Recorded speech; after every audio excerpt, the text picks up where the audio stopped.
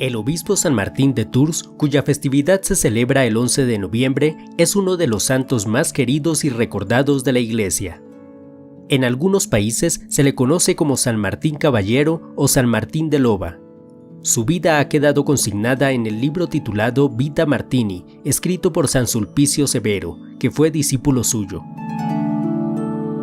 A San Martín de Tours se le recuerda como uno de los principales propagadores del cristianismo en las Galias, la actual Francia. Fundó los primeros monasterios de ese país y ha sido llamado el apóstol de los humildes. Martín nació en la provincia romana de Panonia, en tierras de la actual Hungría, hacia el año 316. Pocos años antes, el emperador Constantino se había convertido a la fe de Cristo, por lo que los cristianos comenzaban a gozar de paz en el imperio. Sin embargo, los padres de Martín eran paganos. Su padre había sido tribuno militar del ejército romano y tenía, por desgracia, un gran odio por los cristianos. Poco después de nacer Martín, sus padres se trasladaron a territorio de la actual Pavía, en Italia, donde el pequeño conoció a los cristianos y con solo 10 años fue admitido entre los catecúmenos. Su padre, temeroso de que Martín se hiciera cristiano, se propuso prepararlo para la vida militar. Cuando tenía 12 años, Martín intentó huir de su casa. Quería hacerse eremita, como los santos padres del desierto, pero su padre lo descubrió y lo castigó severamente. Cuando el muchacho cumplió 15 años, su padre lo forzó a entrar en el ejército. Por ser el hijo de un antiguo tribuno militar, Martín obtuvo el grado de suboficial. El joven desempeñó su cargo con gran humildad, trataba a los soldados como a sus iguales, compartía sus alimentos con los criados y a los subordinados les limpiaba el calzado y el vestido. Pasado un tiempo, las tropas se trasladaron a Amiens, en la provincia romana de las Galias. Hubo por entonces un invierno muy riguroso. Muchos campesinos murieron de frío en sus cabañas, y Martín estaba muy entristecido por ver tanta desolación. Un día, después de haber inspeccionado la zona en su caballo, regresaba Martín a la ciudad cuando vio en el camino a un mendigo casi desnudo que tiritaba de frío. Martín sintió tanta pena y tristeza que cortó con su espada la mitad de la capa que llevaba puesta y se la dio al mendigo para protegerlo del frío. Esa noche se le apareció nuestro Señor Jesucristo en su habitación y le dijo: «Hoy me cubriste con tu manto». Martín, conmovido por la visión, comenzó a llorar y le vino a su corazón el gran deseo de recibir el bautismo, pues aún era catecúmeno, y de vivir desde entonces para Cristo. A los 22 años fue bautizado, pero no le fue otorgado aún el permiso para abandonar el ejército. 2 años después, los bárbaros del norte invadieron las Galias. Gobernaba el occidente el emperador Constante, hijo del gran Constantino. Como las tropas rechazaron a los bárbaros, el emperador mandó que se les diera a los soldados una gratificación. Martín aprovechó que el emperador estaba en aquella región para pedirle personalmente el permiso para abandonar las armas, pues desde ahora quería ser soldado de Cristo y combatir en la batalla espiritual. Luego de mucho pedirlo, obtuvo finalmente el permiso. Abandonó la milicia y comenzó a buscar la manera de llevar una vida dedicada al Señor. Por aquel tiempo, el obispo más conocido de las Galias era San Hilario, obispo de Poitiers. Martín fue a buscarlo y se hizo su discípulo.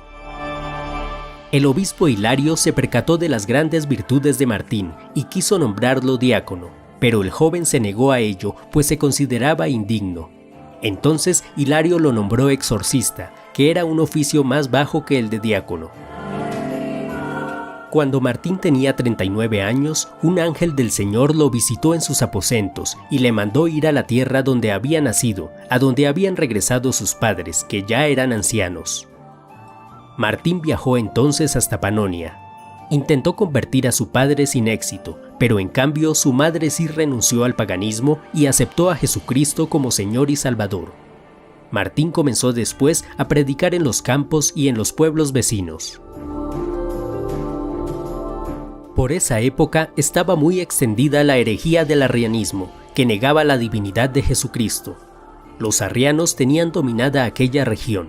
Cuando se enteraron de que Martín enseñaba que Jesucristo es la segunda persona de la Santísima Trinidad, lo capturaron y lo azotaron cruelmente y luego lo expulsaron de allí. Martín demostró un inmenso gozo por tener el privilegio de padecer algo por Cristo y perdonó públicamente a sus enemigos. Luego partió para Milán, donde se enteró de que el obispo Hilario también había sido desterrado de las Galias por los arrianos. Después, Martín fue desterrado también de Milán y vivió por un tiempo en una pequeña isla cerca de Córcega. Tenía 44 años cuando le llegó la noticia de que los arrianos habían sido derrotados en las Galias y de que el obispo Hilario estaba de vuelta. Regresó entonces a las Galias y fundó el primer monasterio de Francia, en la localidad de Ligugé. Como Martín era un hombre de oración, muchos milagros fueron obrados en los campesinos de la región gracias a sus piadosas súplicas. Muy pronto fue conocido como un hombre virtuoso, no solo en su diócesis, sino en todas las Galias. Martín tenía 55 años cuando murió San Lidorio, obispo de Tours. Entonces, los humildes habitantes de Tours se pusieron de acuerdo para arrebatar a Martín de la diócesis de Poitiers y llevarlo a su propia diócesis para nombrarlo obispo. Para esto, un ciudadano de Tours llamado Rubico fue hasta el monasterio de Martín y le dijo llorando y muy acongojado que su mujer estaba muriendo y que necesitaba que fuera en ese momento a orar por ella. Conmovido, Martín acompañó a Rubico un largo trayecto y cuando cruzaron la frontera donde terminaba la diócesis de Poitiers, salieron los habitantes de la diócesis de Tours armados con palos y con piedras, amarraron a Martín de pies y manos y lo cargaron hasta la catedral de Tours, donde lo obligaron a aceptar ser su obispo.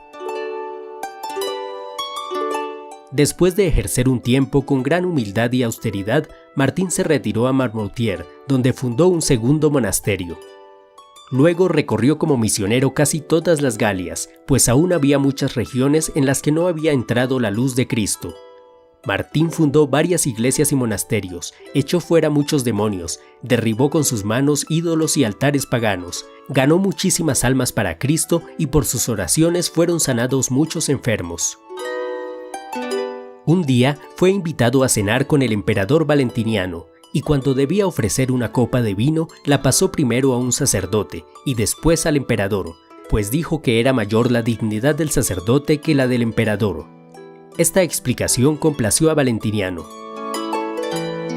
Cuando Martín tenía 81 años, sintió la proximidad de la muerte. El demonio intentó arrebatar su alma hasta el último momento, presentándole tentaciones y blasfemias por delante, pero Martín resistió con firmeza. Pasó a mejor vida el 8 de noviembre del año 397, rodeado por sus discípulos. El 11 de noviembre fue celebrado el solemne funeral en la Catedral de Tours, y fue esta la fecha instituida por San León I para celebrar su memoria. Entre los primeros peregrinos que visitaron su tumba se cuentan a Santa Genoveva y a Clodoveo, rey de los francos. Al recinto en el que los reyes de Francia guardaban la mitad de la capa de San Martín se le llamaba capilla. Con el tiempo, esta palabra se adoptó para las iglesias pequeñas en las que se guardaba alguna reliquia. Roguemos a Dios nuestro Señor para que a imitación de San Martín de Tours nunca nos falte la misericordia para con los más necesitados, pues en ellos está reflejado Cristo.